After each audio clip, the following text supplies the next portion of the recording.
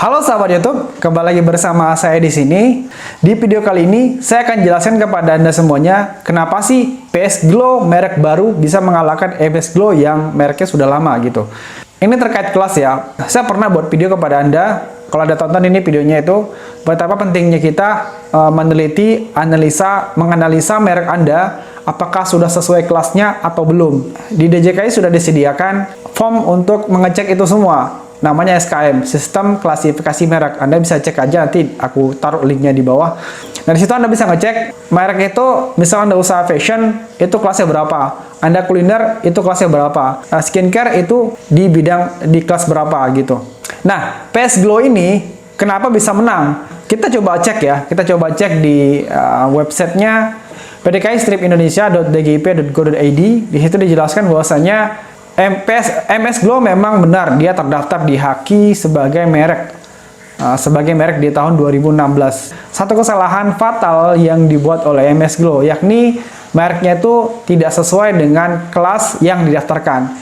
MS Glow adalah produk skincare, tapi di kelasnya itu dia daftar sebagai kelas minuman serbuk instan di kelas 32, bukan kelas skincare. Jadi itu 32 itu bukan kelas skincare. Nah, hebatnya di sini ialah PS Glow mendaftar merek di tahun 2021. Kita coba cek ya.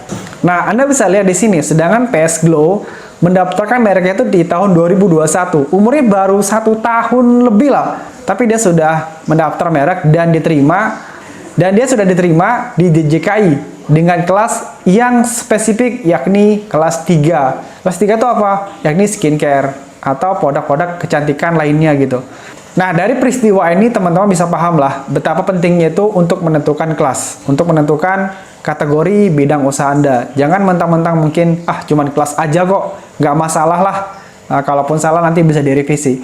Itu fatal teman-teman, karena apa? Karena ketika Anda membangun sebuah merek, mungkin mereknya itu merek ABC dengan kelas kuliner gitu kan, ABC dengan kelas kuliner. Nah, itu sudah berjalan selama mungkin 10 tahun gitu. Tiba-tiba ada orang yang daftar lagi dengan merek yang mirip gitu, mungkin BCD gitu lah, dengan kategori yang berbeda. Itu kemungkinan diterimanya itu sangat mungkin banget gitu, karena mungkin mereknya hanya beda sedikit dan kelasnya itu berbeda. Jadi walaupun nanti ada usulan penolakan dari DJKI, kita bisa menyanggahnya dengan surat hearing, dengan surat sanggah. Nah, kita bisa bikin klaim di situ bahwasanya ini merek benar-benar buatan saya dan dengan kelas yang berbeda dengan sebelumnya atau dengan merek ABC. Nah, teman-teman di sini juga harus perhatikan kalau memang Anda tidak benar-benar paham dengan daftar merek di DJKI, maka cobalah untuk belajar terlebih dahulu tentang analisa merek, kemudian kelas, kemudian penggunaan aplikasi, dan lain sebagainya. Nah, kalau Anda tidak mau ribet atau nggak mau belajar, ya silahkan aja ke konsultan gitu. Kemudian juga banyak PT atau CV yang sudah membuat jasa pembuatan haki merek gitu. Coba silakan Anda ke sana, atau mungkin Anda punya kenalan orang nih yang paham dengan bidang itu, silakan Anda juga bisa ke sana. Nah, mungkin dari perorangan juga bisa. Ada orang-orang yang non konsultan, itu perorangan juga bisa mendaftarkan haki.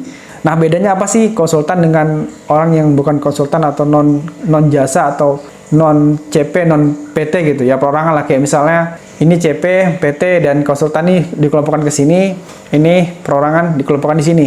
Jadi ini 3 nih, ada konsultan, PT, dan juga CP. Nah, kita jenis orang nih.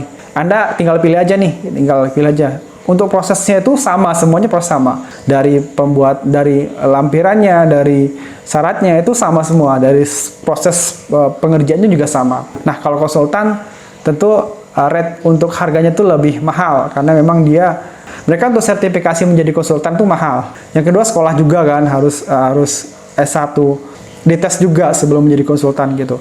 Nah, kenapa PT juga agak mahal ya? Memang PT kan bayar pajak gitu loh. Tentu mereka bikin rate itu harganya lebih mahal.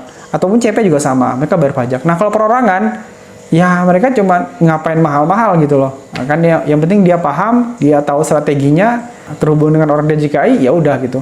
Ya bisa lebih murah gitu di situ. Jadi itu bedanya teman-teman. Itu teman-teman semuanya ya. Semoga video kali ini bermanfaat. Mudah-mudahan teman-teman yang lagi daftar merek, yang sedang daftar merek, harus lebih belajar lagi tentang DJKI agar nanti merek itu gampang diterima gitu. Kebanyakan dari teman-teman yang udah bayar nih kode billingnya, ternyata dia bingung nih atau stuck di tengah jalan. Akhirnya kode billingnya hangus atau kode billingnya itu nggak terpakai. ya rugi aja gitu. Tapi teman-teman percayalah bahwasanya kalau Anda nggak benar-benar paham, kasihlah kepada orang yang paham. Kasihlah kepada seorang yang ahli, maka suatu urusan tuh lebih gampang gitu loh. Jangan sampai kita hanya bermaksud berhemat, tapi malah blunder dan hilang semuanya gitu. Nggak apa-apa kita bayar 2 juta, 3 juta, atau 4 juta untuk 10 tahun untuk merek Anda yang untuk hak kekayaan intelektual Anda bisa terdaftar di Indonesia itu murah banget lah. Selama 10 tahun Anda coba bagi aja misalnya tarif perorangan tuh misal 2,8 juta. Ya dibagi aja 10 tahun itu ada 120 bulan. Ya cuman 30 ribuan lah per bulan yang Anda keluarkan untuk merek Anda gitu. Nggak rugi-rugi banget lah gitu. Nah kalau perpanjang juga nggak bayar gitu. Jadi merek benar-benar punya Anda gitu. Buat teman-teman yang berjuang daftar haki, mudah-mudahan lancar segala urusannya. Buat teman-teman yang nggak mau ribet, silahkan bayar jasa aja. Lebih aman gitu loh. Itu saja, silahkan teman-teman komen aja di kolom komentar bagi yang bertanya. Mudah-mudahan saya akan jawab. Yang subscribe channel ini pasti akan saya jawab pertanyaannya. Maka sebelum bertanya, klik aja tombol subscribe-nya. Maka mudah-mudahan saya akan balas. Gitu. Thank you teman-teman semuanya. Salam hebat, salam luar biasa, salam pejuang merek.